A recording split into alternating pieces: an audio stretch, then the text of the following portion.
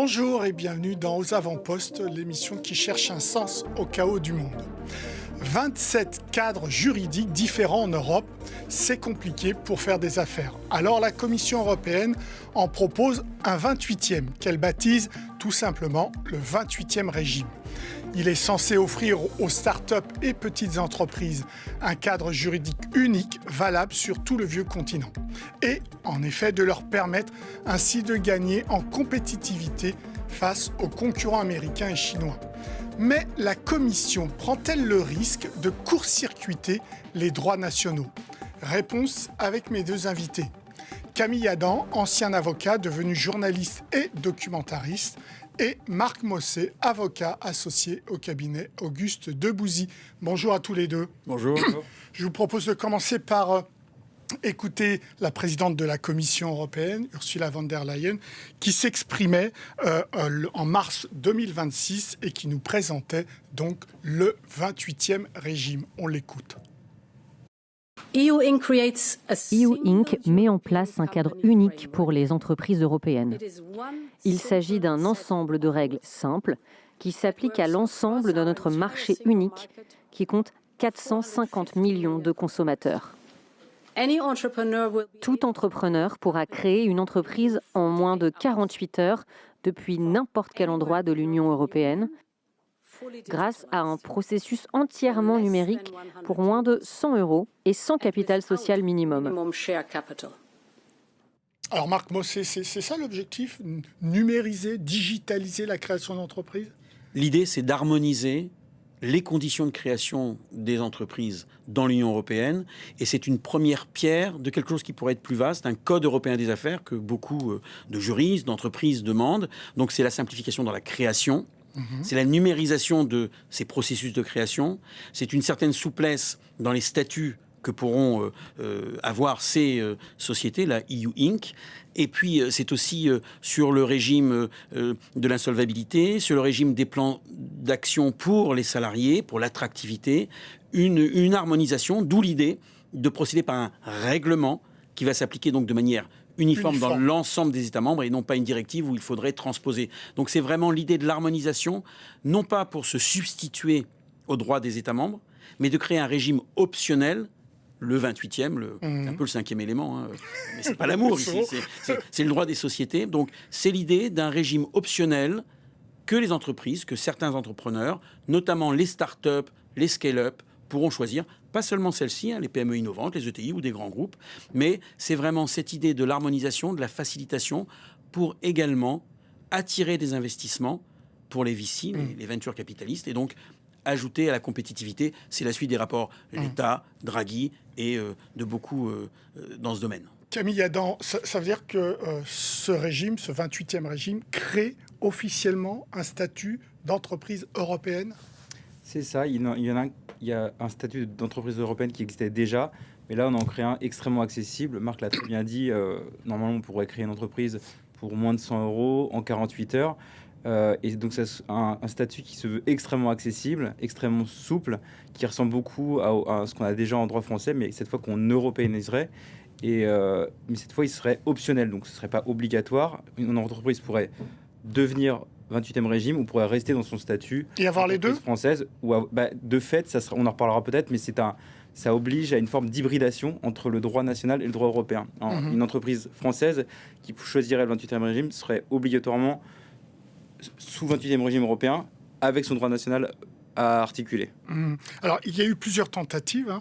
2010, l'European Private Company et 2014, la Single Member Compagnie. Donc, c'était des tentatives pour créer aussi ce statut d'entreprise européenne. Pourquoi ça n'a pas marché en 2010 et en 2014 ? Et même 2004, pour en rajouter une. Ah bon. Mais pourquoi ça n'a pas fonctionné ? Pour plusieurs raisons. Sans doute une absence de volonté politique à l'époque, convergente. Sans doute également le fait que la manière n'avait pas été... Le sujet n'avait pas été pris par la bonne façon, par le bon angle.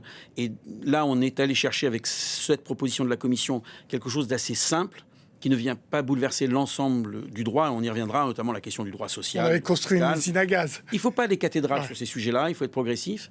Et ce qui est intéressant dans la séquence que nous vivons, c'est que la Commission a fait sa proposition, mais les États membres ont appelé de leur vœu ce 28e régime. Le Parlement européen a pris un rapport d'initiative législative pour aller dans ce sens-là, en indiquant aussi les garde-fous auxquels il était attentif. Donc il y a une forme de convergence, non pas des luttes, mais des volontés pour peut-être cette fois-ci aboutir. Alors une fois qu'on a dit ça, avec un horizon qui est donné à fin 2026, il y a encore beaucoup d'étapes à franchir, mais c'est peut-être là la première fois qu'on est sur le chemin d'une pierre angulaire de ce que pourrait être un Code européen des affaires. Camille Adam, comment vous avez analysé, vous, les échecs précédents ? Il y en a un, on connaît déjà la cause, c'était les notaires allemands et autrichiens qui s'y étaient opposés, parce que ce que les gens ne savent pas, c'est que dans ces pays-là, il faut passer devant notaire pour faire enregistrer sa société. On a toujours l'idée que c'est en France que c'est très très compliqué, très lourd de créer une entreprise, mais c'est beaucoup plus lourd chez nos voisins allemands. Et il n'est pas exclu qu'aujourd'hui, les mêmes acteurs, donc les notaires allemands et autrichiens, tentent de bloquer. On a déjà des positions, ils ont pris position contre. On va leur piquer un marché. Voilà, on leur pique un marché.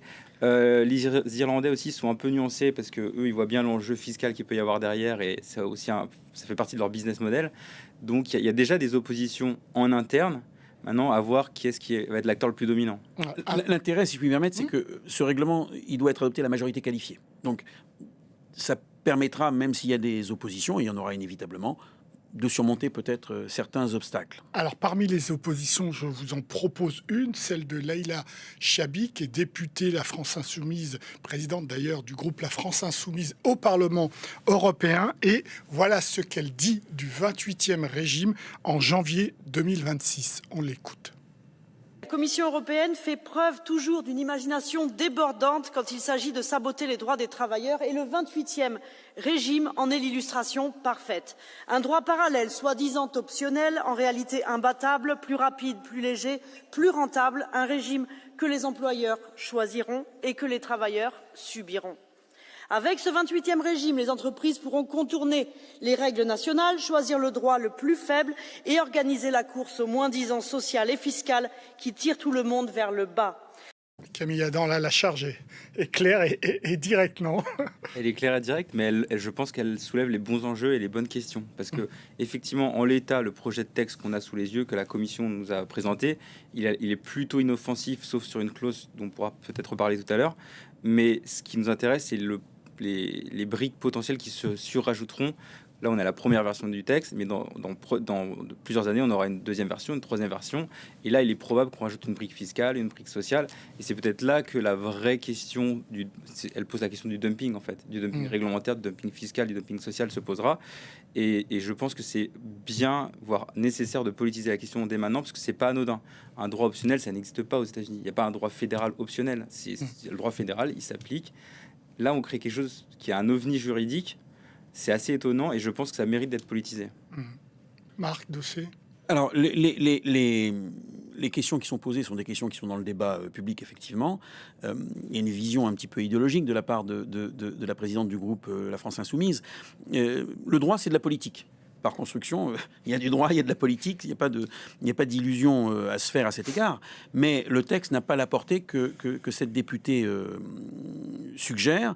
D'abord, c'est un texte, et Camille vient de le dire, qui ne touche pas aux questions des droits sociaux, ni d'ailleurs, à part sur la question du régime fiscal des plans de stock option pour les salariés, au droit fiscal des États membres. Donc, il est même prévu des garanties pour la participation des travailleurs, la cogestion notamment, parce qu'en Allemagne, ça avait posé problème dans les scénarios précédents. Donc, ces questions, elles font l'objet d'ailleurs dans l'avis du Parlement européen, dans sa résolution de demande de garantie. La Commission, dans sa communication et dans les considérants même de la proposition de règlement, insiste sur le fait que ça n'affectera pas les droits sociaux. D'une manière générale, si vous regardez les positions, par exemple, de l'association Henri Capitan, qui a été l'un des contributeurs, il y a une demande de garantie sur les acquis communautaires et sur les droits sociaux fondamentaux, les droits fiscaux. Donc, ces questions, évidemment, elles sont dans le débat. Si on veut éviter, par exemple, on a tous en tête le plombier polonais et la directive Bolkestein pour les plus jeunes d'entre nous. 95 ou 96, par là. 2005. Voilà, 2005. Et donc l'idée que ça pouvait conduire à du dumping social, tout le monde l'a à l'esprit. Personne ne veut l'échec de cette proposition. Donc inévitablement, il y aura, on peut l'imaginer, pour qu'un accord se fasse, des garanties sur ce terrain-là. Mais il y a un point important que Camille a souligné. C'est que c'est une première brique. effectivement, et ça fait partie du débat. Parce que, Mais pour lui, c'est une crainte. et pour moi, c'est plutôt un avantage. Alors, je voudrais qu'on regarde le texte de la Commission, donc le texte qu'a envoyé la Commission au Parlement, et on voit, regardez, c'est le titre de ce texte. Il y a à la fois EU Incorp et 28e régime. Donc c'est vrai qu'il y a une confusion. À partir du moment où on est 27 États et on ajoute un 28e État, ce que disait Camille Adam, il y a de fait une confusion. Qui a eu l'idée de baptiser ce texte 28e régime ? Alors, non, vous vouliez dire, allez-y. La question, c'est plutôt 28e régime ou EU Inc. Parce que 28e régime, je crois que le terme s'est imposé très vite, parce qu'on Oui, il est dans le texte. Hein. Il est dans le texte, et surtout, Marc l'a dit tout à l'heure, il y a eu des précédents. On a eu en 2011 un projet de 28e droit des contrats, il y a eu un projet de 28e droit des ventes, et c'est dans l'air du temps depuis plus de 10-15 ans, en fait. Donc ça s'est imposé naturellement. Alors, on le retrouve aussi dans le rapport, plus récemment dans le rapport d'Enrico Letta. Oui. Vraiment, à plusieurs pages sur le sujet, lui, il dit il faut appeler ça le 28e régime, justement pour dépasser les 27 États membres, sauf que ça pose... Voilà, dépasser les 27. Ça pose... Non, mais il y a une dimension... Vous voyez, les mots utilisés sont importants. Bien sûr. Dépasser les 27. Et je l'ai dit en imaginant bien que vous alliez réagir, mais c'est l'idée qu'il y a une forme de fédéralisation du droit des affaires à travers cette approche. La réalité... En tout cas, c'est ce que je crois, c'est que l'expression 28e régime n'est pas très heureuse. D'abord pour une raison simple, c'est que si jamais il y avait de nouveaux États membres qui rejoignaient l'Union européenne, alors ça devrait être le 29e, le 30e, le 28 bis. Donc c'est un peu illusoire. Surtout que ce soit 28e ou EU Inc. C'est un sujet important et politique, et il faut incarner. Et il faut incarner. 28e régime ou EU Inc., ça n'incarne rien. Et donc, si on veut que véritablement il y ait un élan sur la compétitivité autour de ce régime, sans doute que, mais ça viendra après dans la communication, il faudra être attentif. Parce que c'est important, que ce soit pour les entrepreneurs ou que ce soit pour les investisseurs, cette mécanique avec les garanties nécessaires dont on reparlera peut-être, c'est aussi une manière d'envoyer un signal de ce que l'Europe veut un marché et un droit. Ouais. Alors, on va poser aussi les bases. Aujourd'hui, ce texte, il concerne, Camille Adam, qui exactement? Quel type d'entreprise? Tout le monde. Le champ d'application est universel. La communication se concentre sur les startups innovantes, mais en réalité, c'est même une auto-entreprise, une SARL française, n'importe quelle entreprise européenne peut adopter ce statut. Mais une très grande entreprise européenne peut du jour au lendemain. N'importe qui pourrait. D'accord. Je pensais que c'était réservé, moi, d'abord aux... Il y a eu un débat sur le sujet, et tous les acteurs se sont mobilisés pour dire surtout pas, il faut que ça soit universel. Oui. Et la Commission a entendu, et le champ d'application est universel. Et je pense que c'est un point important. C'est vrai, Camille a raison, ça a été un débat, y compris au Parlement européen lorsqu'il a discuté de sa résolution.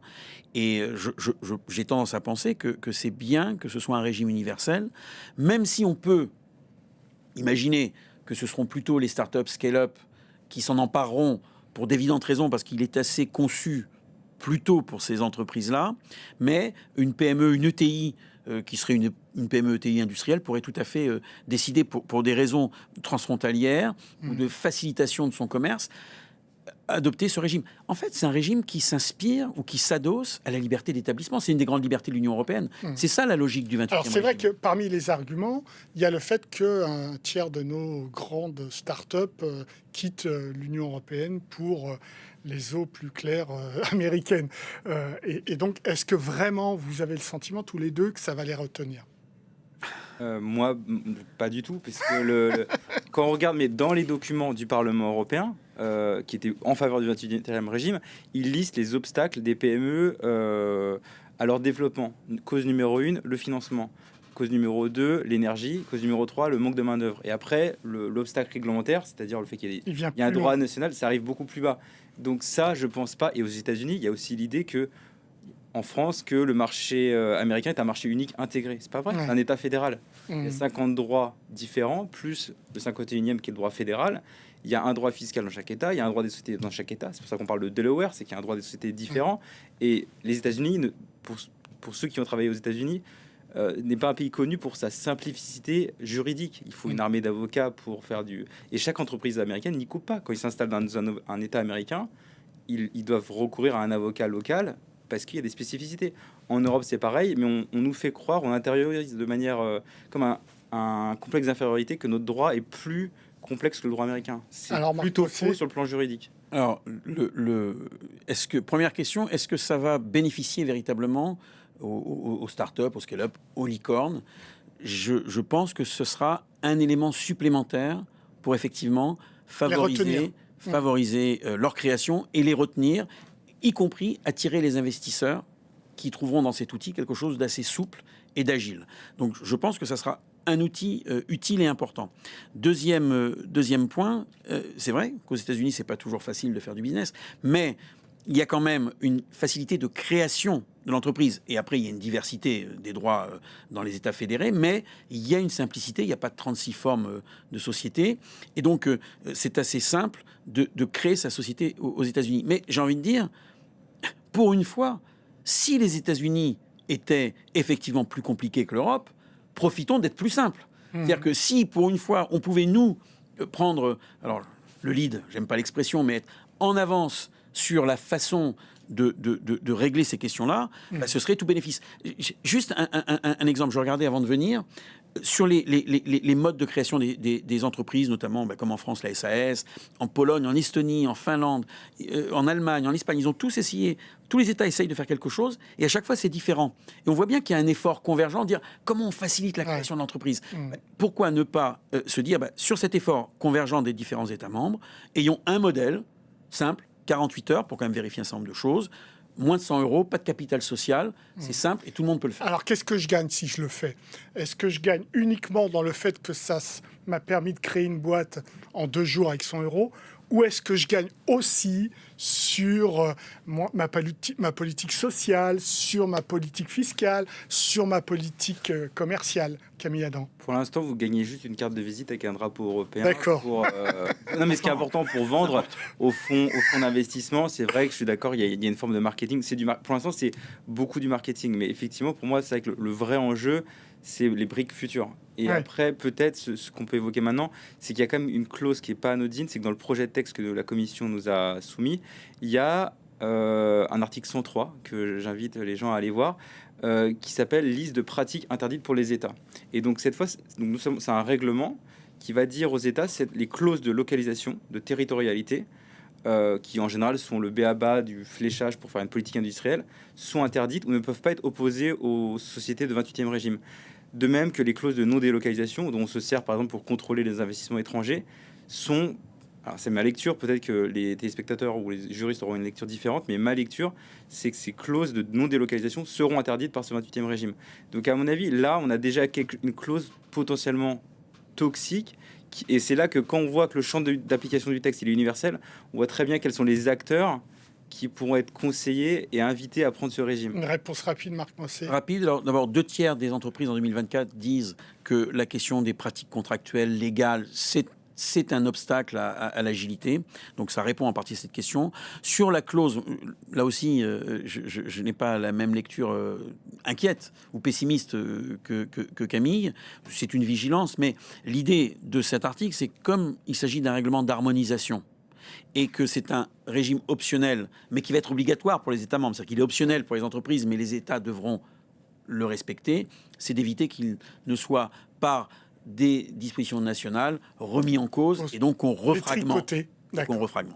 Merci pour vos réponses à tous les deux. C'est l'heure de notre rubrique Dans le radar. Un livre, une étude, une enquête qui nous a interpellés cette semaine. Blackout, et si les États-Unis coupaient nos services numériques? Eh bien, c'est le titre et la question que pose l'ouvrage de Stanislas de Rémur et Cédric Mermillon dans leur ouvrage qui vient de paraître aux éditions Le Cherche Midi. Les 2 auteurs ont fondé la société OuDrive, l'un des leaders européens dans la gestion des données sensibles. Pour en parler de cette effrayante perspective, je reçois Stanislas de Rémur. Bonjour. Bonjour Ali. Alors, vous êtes passé d'abord, en première partie de ce livre, par la fiction, où vous nous montrez, par exemple, à l'hôpital, au travail, une famille qui prend sa Tesla pour partir en vacances. Qu'est-ce qui se passerait si tout à coup, eh bien, on coupait tous les services numériques? Pourquoi cette décision, ce choix de passer par la fiction? pour faire comprendre que dans le cas où un ou plusieurs services numériques s'arrêtaient, ce ne serait pas que les entreprises qui en seraient impactées, ça serait aussi notre vie de tous les jours. Ce qu'il faut comprendre, c'est la dépendance que nous avons, que nos infrastructures, que nos hôpitaux, que nos aéroports, c'est cette dépendance vis-à-vis des solutions numériques américaines. Et donc, ce qu'il faut aujourd'hui montrer, c'est que dans le cas où un ou plusieurs services s'arrêtaient, évidemment que ça serait pour le coup un impact pour se soigner, pour travailler, pour payer, parce que nos moyens de paiement sont aussi dépendants de solutions américaines. Donc, c'était de montrer que dans le cas où un ou plusieurs services s'arrêtaient, ça serait nos vies qui en seraient impactées. Et donc la question que vous posez dans le titre de ce livre se pose réellement, d'après vous, aujourd'hui? Alors, pas obligatoirement d'un arrêt total des services numériques américains, mais on peut penser à une cyberattaque, on peut penser à une dégradation du service. Donc, en fin de compte, les causes peuvent être multiples, mais dans tous les cas, si jamais une ou plusieurs solutions venaient à s'arrêter ou à se dégrader, clairement, ça serait un impact très fort sur nos vies de tous les jours. Je prends comme exemple une simple mise à jour de Microsoft en juillet 2024 qui a bloqué nos aéroports parisiens.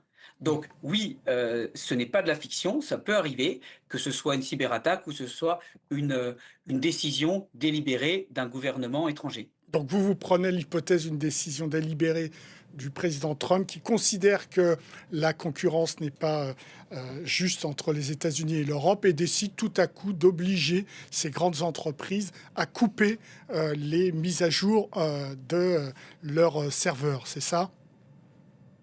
Oui, ça peut arriver. On l'a vu avec la Cour pénale internationale, où le président Trump a décidé de couper l'accès aux solutions numériques à son président et aussi à certains de ses membres. Donc, on voit que ce n'est pas une fiction. Est-ce que ça peut arriver sur un pays tout entier? C'est possible, mais peut-être pas obligatoirement à court terme. Est-ce que c'est possible sur une entreprise ou sur une partie des solutions? Oui, je pense que c'est tout à fait plausible. Et on n'est pas préparé, je suppose, à lire votre livre. Non, on n'est pas préparé, c'est ce qu'on appelle la résilience. Heureusement, il y a quand même une prise de conscience très forte en Europe que cette résilience est nécessaire. C'est quoi la résilience? C'est la capacité à pouvoir continuer à fournir un service même si une ou plusieurs solutions s'arrêtaient. Il y a une vraie prise de conscience aujourd'hui en Europe qu'il ne faut pas dépendre à 100% de solutions américaines ou étrangères, non européennes. Aujourd'hui, le cloud américain, c'est 83% du cloud européen. Donc on voit que cette dépendance, elle est quand même très très forte. C'est 265 milliards d'euros qui partent aux États-Unis chaque année.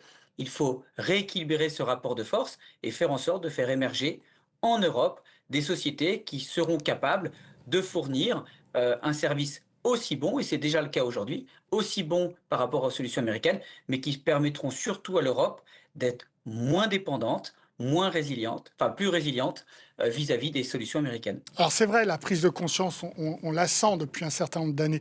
Par contre, ce qu'on ne sent pas, c'est les efforts pour aller vers plus de dépendance. Concrètement, qu'est-ce qui se passe? Est-ce que, par exemple, des grandes entreprises font d'abord appel à vos services à vous, plutôt qu'à un service américain pour ces données sensibles? Oui, il y a quand même, pour le coup, une dynamique beaucoup plus forte aujourd'hui qu'elle ne l'était il y a quelques années. Les entreprises aujourd'hui, grâce à ces sujets de résilience, commencent à se dire qu'elles ne peuvent pas dépendre d'un seul fournisseur ou d'un seul pays pour leurs solutions numériques. Et donc, ce que recherche aujourd'hui la tech française et la tech européenne, ce sont des contrats. Ce ne sont pas obligatoirement des subventions, mais ce sont des contrats. Il faut faire confiance à la tech française et la tech européenne. Il y a des solutions qui sont capables aujourd'hui de fournir le même service, si ce n'est mieux, que des solutions américaines. Par contre, oui, il peut y avoir un peu de changement. Il peut y avoir un accompagnement au changement quand on est très habitué à utiliser les mêmes solutions. Mais maintenant, c'est faisable. C'est maintenant une décision de nos dirigeants de sociétés privées ou publiques. Mais c'est faisable. Vous dites aussi dans ce livre que ça va nous coûter un peu. Enfin, ça va coûter aux entreprises ce basculement, ce transfert vers des technos européennes. Alors, ça peut coûter en termes de changement, mais aujourd'hui, quand vous voyez des structures américaines qui augmentent leur prix de 25% tous les ans, ou parce qu'il y a un rachat, et je pense au rachat de VMware et de Broadcom, peuvent doubler ou même multiplier par 10 un prix. Je pense qu'aujourd'hui, les solutions françaises et européennes sont moins chères que les solutions américaines, et surtout, elles n'ont pas les mêmes objectifs d'augmentation aussi forte que les solutions américaines. Et donc, ça peut coûter en termes de changement, mais je suis persuadé que ça coûtera beaucoup moins cher dans un avenir proche en termes de coût de solutions. Merci beaucoup pour vos réponses, Stanislas de Rémur.